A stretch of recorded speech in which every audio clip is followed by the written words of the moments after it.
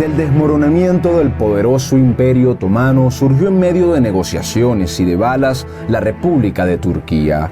El hombre que logró unificar a los turcos en un estado fuerte cuando se tambaleaba el imperio que ellos mismos habían fundado, no solo era un extraordinario militar, sino un meticuloso político y estadista. Mustafa Kemal Atatürk, que literalmente significa padre de los turcos, es la figura más popular de la Turquía moderna. Un hombre que luego de connotadas hazañas de guerra se convirtió en el primer presidente de Turquía hasta su muerte. Para algunos fue el salvador de Turquía y un gran artífice de la modernización y secularización del antiguo Estado otomano, mientras que para otros fue alguien que le dio la espalda a la tradición turca, buscando europeizar y occidentalizar a la fuerza al pueblo otomano. Su historia más extraordinaria y compleja de lo que parece es también la historia del fin del Imperio Otomano y del nacimiento de Turquía, y hoy vamos a conocerla. Les habla Reinaldo Carrillo. Yo les quiero hacer una gran invitación a que nos sigan en nuestro nuevo canal Misterios de la Historia, donde mi persona les estará narrando videos de una gran variedad de temas, todos muy interesantes. Estoy seguro que les va a encantar. Aquí en la pantalla les va a aparecer el enlace para que vayan viendo lo que hemos publicado, para que se metan, para que se suscriban y que aprendan tanto y que lo disfruten tanto como nosotros. Sin más nada que agregar, empecemos con la historia de hoy. Quien luego sería conocido como Atatürk nace en una familia de clase media alrededor de 1881 con el nombre de Mustafa. Nace en una casa de 3 pisos ubicada en la antigua ciudad de Salónica, que estaba ubicada en el actual estado de Grecia. Para ese entonces Salónica representaba un próspero puerto, parte integral del Imperio Otomano. Su padre era Ali Rıza Efendi, originario de Salónica, funcionario de aduanas y comerciante, mientras que su madre, Zübeyde Hanım, era procedente de una comunidad agrícola de la misma región. De los 6 hijos que tuvieron en el matrimonio, solo Mustafa y su hermana Makbule Atadan llegarían a la edad adulta.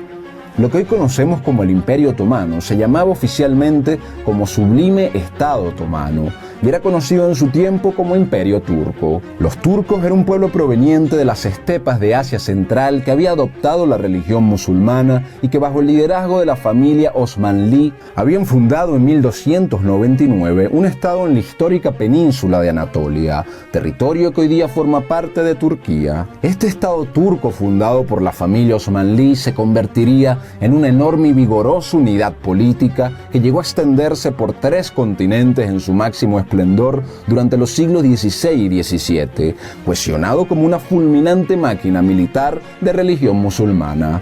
La sede de este imperio era la milenaria ciudad de Constantinopla, centro de otros varios imperios, conquistada por los otomanos en 1453, ciudad actualmente bajo el nombre de Estambul en Turquía. Algunos han considerado al Imperio Otomano como el sucesor islámico de los antiguos imperios clásicos como el romano o el bizantino.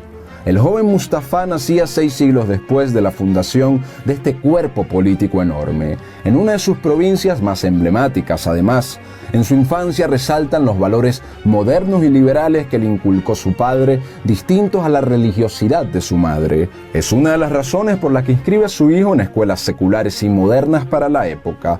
A los 7 años, sin embargo, su padre muere, pero estos valores perduraron en la vida de su hijo. Serían los uniformes que llevaban los cadetes militares que veía Mustafa en su barrio en Salónica lo que le causaría una inicial atracción y una eventual decisión de hacer carrera en el ejército. En contra de los deseos de su madre, Mustafa presenta el examen de ingreso y es admitido en la escuela militar.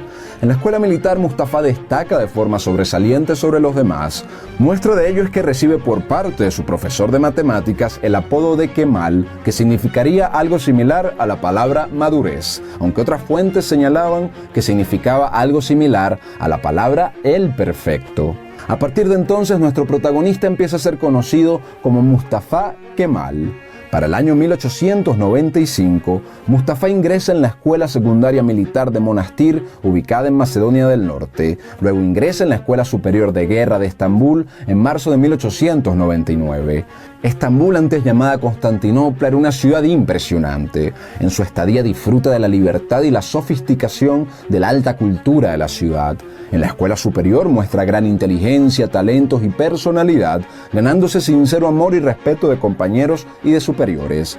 Mustafa era un joven rubio de ojos azules y de buena estatura, con un gran interés por las lecciones militares. Desde entonces ya era conocido también con fama de intelectual y revolucionario y mostraba interés en los grandes asuntos nacionales, mientras que expresaba sus pensamientos sin tapujos y tenía visión de futuro. El Imperio Otomán fue gobernado toda su vida por un sultanato, una monarquía hereditaria que estuvo dentro de la familia Osmanli por los más de 6 siglos de existencia del imperio.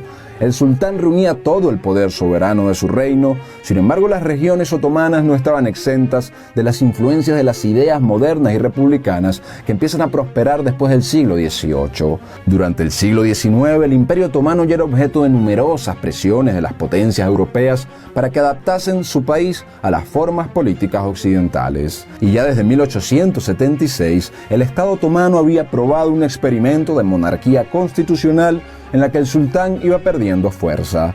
Corrientes internas de diferentes colores en el Imperio Otomano buscaban establecer una república de corte laico tal como era la tendencia en Occidente, o al menos introducir reformas de corte moderno al Estado otomano, que era un Estado con un fuerte espíritu religioso. En la escuela de guerra se iba formando una disidencia en contra del sultán del momento, Abdulhamid II, pero Mustafa Kemal se mantiene al margen de esto hasta el tercer año, cuando se involucra en la producción de un periódico clandestino en contra del sultán. Sus actividades fueron descubiertas, pero aún así logra graduarse como subteniente en 1902, ubicándose entre las 10 primeras posiciones de su clase de más de 450 estudiantes. Luego, en 1905, se gradúa como capitán de la Escuela de Estado Mayor, convirtiéndose de esta forma en uno de los principales oficiales jóvenes del imperio.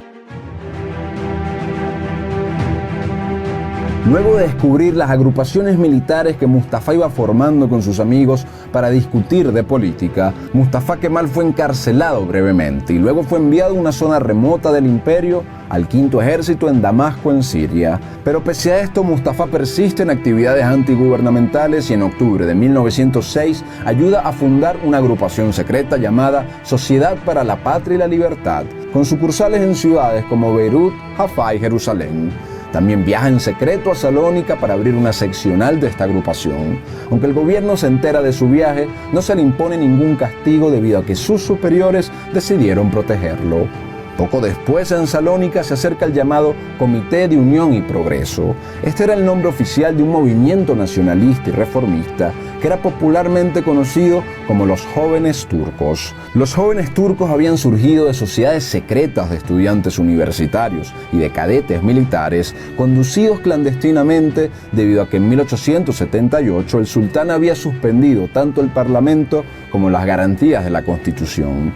Este movimiento alcanza un nivel de influencia y de poder que para 1908, muy poco después del involucramiento de Mustafa en este movimiento, este grupo abandera una revolución que logra que el sultán Abdulhamid II restituyera la Constitución de 1876, proclamando una nueva monarquía constitucional con una asamblea parlamentaria, además de nombrar a una suerte de primer ministro que sería miembro de los Jóvenes Turcos. A partir de ese momento, el Partido de los Jóvenes Turcos se convierte en el centro de la política otomana. Sin embargo, en divergencia con los líderes de los Jóvenes Turcos, Mustafa creía que se debían realizar cambios mayores y más radicales aprovechando las circunstancias, declarar el principio de igualdad republicana y separar los asuntos religiosos de los asuntos gubernamentales. En ese contexto, el 13 de abril de 1909, estalla una gran rebelión en Estambul apoyada por círculos islamistas que reaccionaban contra la revolución del año anterior que había restituido la Constitución, ante lo cual Mustafa es nombrado jefe del Estado Mayor del Ejército de Acción para reprimir la rebelión. Mustafa lidera las tropas eficazmente y escribe la declaración dirigida al público el día que el ejército del movimiento entra en Estambul. Cuando las tropas finalmente toman el control de la situación, los Jóvenes Turcos fuerzan la abdicación del sultán Abdulhamid II y se nombra al sultán Mehmed V en su lugar, cuyo poder quedaba seriamente limitado. Luego de que en menos de 2 años se cambiara de sultán y de forma de gobierno, Mustafa Kemal regresaba a Salónica a sus funciones.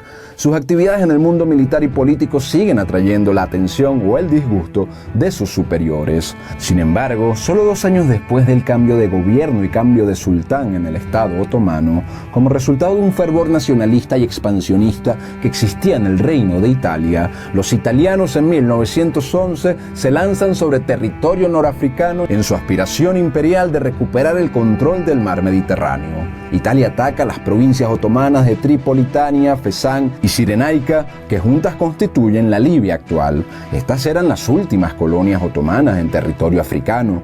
Luego de que Italia asegurara parte del control de Libia, lanza un fuerte ejército contra la región otomana en septiembre de 1911. Estalla así la llamada Guerra Ítalo-Turca, y Mustafa fue uno de los comandantes enviados por el Imperio Otomano para repeler la invasión con tropas regulares y con miembros de la milicia local árabe y beduina. Aunque las tropas italianas los superaban en número, los turcos y los árabes vencieron en varios combates contra los romanos, y el rol de Mustafa fue clave en esas victorias. Su reputación como militar seguía subiendo. En noviembre de 1911, Mustafa es ascendido a mayor, pero en 1912 en un bombardeo italiano se lesiona un ojo y pierde parte de la visión el resto de su vida. Mustafa debe retirarse de la guerra, y luego de duros combates, el ejército italiano más numeroso vencía y obligaba al Imperio Otomano a firmar un tratado donde renunciaban al control de 3 provincias que se convertirían en la Libia italiana. Esta se sumaba a una serie de pérdidas territoriales que venía sufriendo el Estado otomano desde el siglo XIX, como el ejemplo de Bulgaria, siglo en que la influencia, además de las potencias europeas sobre la política otomana, se había hecho mucho más fuerte. Mientras Mustafa se recuperaba de su accidente en el ojo en 1912, recibe la noticia de otro estallido de grandes proporciones, conocido como la Primera Guerra de los Balcanes, en la que países como Montenegro, Grecia, Serbia y Bulgaria, agrupados en la Liga de los Balcanes, atacaron al Imperio Otomano con el fin de expulsarlo definitivamente de Europa en las regiones de esos países que seguían bajo control otomano. Mustafa es enviado a pelear, y tras un año de dura guerra, para finales de 1912, la Liga de los Balcanes derrota a las fuerzas del Imperio Otomano, incluidas las tropas de Mustafa, en las primeras fases del conflicto. Pero un desentendimiento entre los factores europeos después de la victoria termina desencadenando el año siguiente la Segunda Guerra de los Balcanes, en la que todos se enfrentarían contra Bulgaria. En esa guerra los otomanos recuperaron gran parte de su territorio perdido. Sin embargo, todo esto sería un pequeño episodio para la tormenta que se avecinaba en Europa y en otras partes del mundo, pues para 1914 las tensiones entre el Reino de Serbia y la monarquía austrohúngara llevarían a una declaratoria de guerra a la que se fueron sumando las distintas potencias europeas, en lo que terminó convirtiéndose en la Primera Guerra Mundial. Según criterio de Mustafa, el Imperio Otomano debería haberse mantenido al margen de esta gran guerra.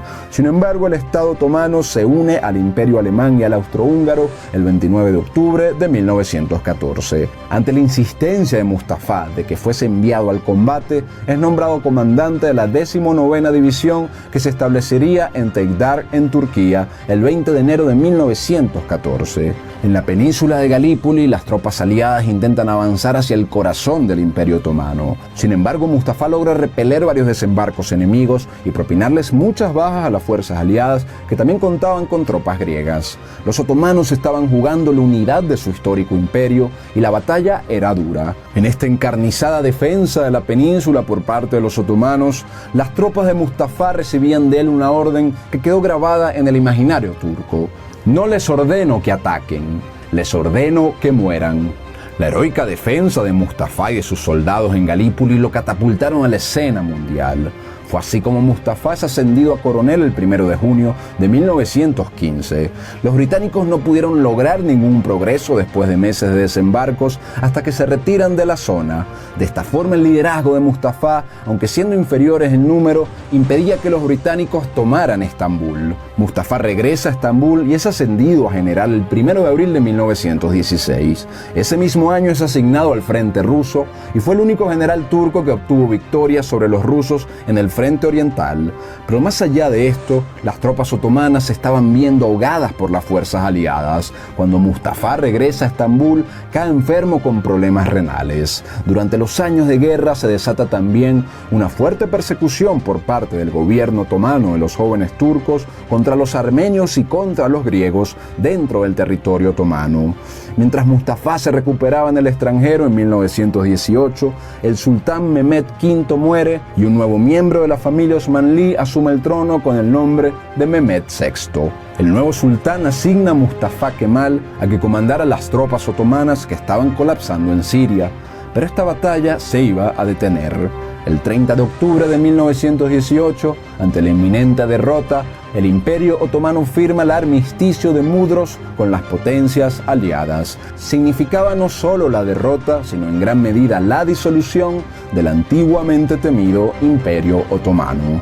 Los turcos debían abandonar todas sus provincias menos Anatolia, de mayoría turca, y ceder sus territorios a las fuerzas aliadas.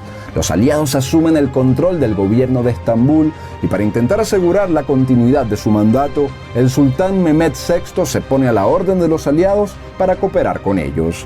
Mientras Turquía hacía las concesiones acordadas en el armisticio, los ejércitos de Mustafa y del Imperio Otomano en general habían sido disueltos, divididos y sus armas entregadas, regresando el 13 de noviembre de 1919 a Estambul, justo cuando los barcos de la flota aliada navegaban por el famoso estrecho de Estambul. Esta escena en la mente de Mustafa, así como la ocupación de la ciudad turca por las tropas aliadas, dejaron una impresión duradera en nuestro protagonista, más resuelto que nunca a expulsar al invasor. Frente a la ocupación de facto y de jure de la provincia turca de Anatolia y de sus antiguas provincias, Mustafa comienza a reunirse con un selecto grupo de amigos para planificar acciones que dirán respuesta a esto. En varios sectores de Anatolia, los turcos habían reaccionado a la ocupación extranjera, organizándose en asociaciones y unidades paramilitares para la defensa de sus intereses. En este sentido, estos grupos armados nacionalistas empiezan a entrar en conflicto con los no musulmanes locales y con otros sectores que cooperaban con los aliados. Todo parecía indicar que pronto podrían entrar también en combate contra las tropas de ocupación. Mustafa es enviado por el gobierno de Estambul para neutralizar estos grupos guerrilleros rebeldes y para restaurar el orden. Pero nuestro protagonista tenía otros planes. Para algunos, la historia moderna de Turquía inicia en la mañana del 19 de mayo de 1919, cuando Mustafa desembarca en la costa de Anatolia. Desobedeciendo las órdenes oficiales, se dirige tierra adentro donde había tropas rebeldes y aliados políticos, y entre vítores y aplausos, Mustafa, que ya tenía fama nacional por sus hazañas de guerra, le dice a una multitud que el sultán y el pueblo turco estaban prisioneros de las fuerzas aliadas y que había venido hasta Anatolia para evitar que la nación se perdiera por completo. El sultán, presionado por los aliados, destituye a Mustafa de su cargo militar, aunque este ya había renunciado formalmente antes para evitarse la destitución. El sultán telegrafía a todos los gobernadores provinciales ordenándoles que ignoraran las órdenes de Mustafa Kemal y circulan órdenes imperiales para su arresto. Aunque ya no contaba con el estatus oficial, el oficial Kasım Karabekir se une a Mustafa Kemal poniendo sus tropas a disposición. Esta sería una primera alianza crucial en la lucha por la independencia turca. Su compañero convoca un congreso de todas las asociaciones y corrientes que estaban en defensa de la soberanía turca. Reunido este congreso con una fuerte presencia del Movimiento Nacional de Jóvenes Turcos, en 1919, Mustafa Kemal es elegido jefe del congreso y por tanto líder del movimiento independentista turco. El congreso proclama un gobierno provisional y redacta un documento donde reclamaban la soberanía de las 6 provincias orientales del antiguo Estado otomano. El nuevo gobierno provisional restaura el rango militar y las condecoraciones de Mustafa, quien al ver que el sultán no tenía la capacidad de liberar al país de la ocupación, de algún modo lo desconoce y establece la sede de su gobierno provisional en la ciudad de Ankara, que es la actual capital de Turquía. Los principales simpatizantes nacionalistas en Estambul son arrestados por las fuerzas aliadas y sus colaboradores turcos. Hay incertidumbre sobre la dirección del país. Además de las fuerzas extranjeras, había 2 gobiernos, el del sultán y el de Mustafa Kemal. Por su lado, también había sectores conservadores otomanos que se oponían a Mustafa y a los nacionalistas. Se iban formando de esta forma ejércitos de califas y de sultanes contra las fuerzas nacionales formadas en Anatolia por Mustafa. De esta forma, varios de los antiguos héroes de guerra como Mustafa ahora pasaban a ser considerados rebeldes y condenados a muertes por el gobierno de Estambul. Y para complicar más la situación, los arreglos territoriales posguerra estaban produciendo conflictos entre provincias del antiguo imperio y provincias limítrofes como Armenia y Grecia, generándose un mosaico de complejos conflictos internos. Desde que el ejército regular otomano fue disuelto, Mustafa y el movimiento nacional turco debían pelear con tropas variopintas y no regularizadas, principalmente conformadas por fuerzas locales y por destacamentos de voluntarios.